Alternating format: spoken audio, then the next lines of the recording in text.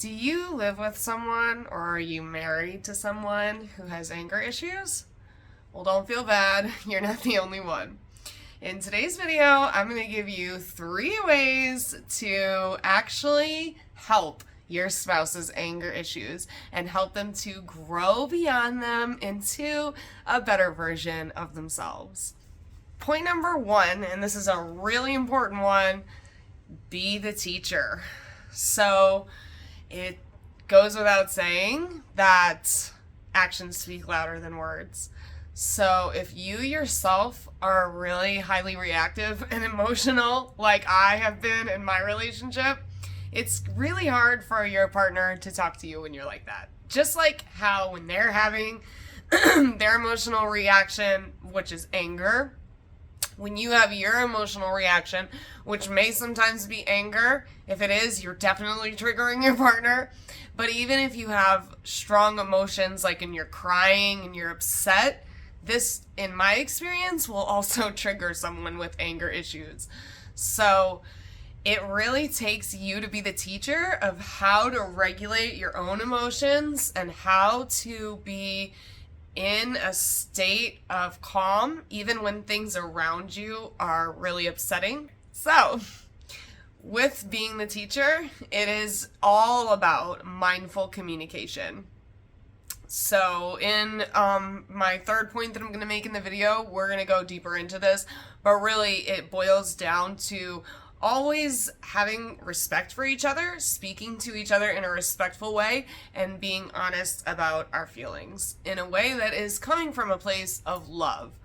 So it takes a lot of practice, but it's not impossible. In fact, it gets easier and easier as you go, just like anything else.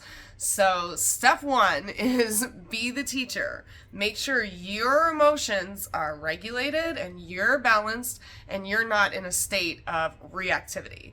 If you can respond and everyone can talk separately, one at a time, in a respectful way, you guys can talk things through that you could have never imagined.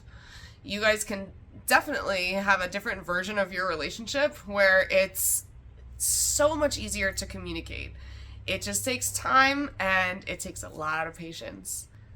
Okay, point number 2 is have clear consequences for when there is an outburst, because obviously this change isn't going to happen overnight. If you're with somebody, if you're living with someone, or you're married to someone who has angry outbursts, you know that they come whenever they come, and it's sometimes more frequent than you would like, and it's going to take a lot of patience and reprogramming of those habits. So what helps with that is having a really clear consequence for when the outburst happens, which in my experience should almost always be leaving the room at the very least, and most likely leaving the house. So if he has an angry outburst, let's say, on the road, this isn't going to apply. And with my husband, that's where a lot of angry outbursts happen.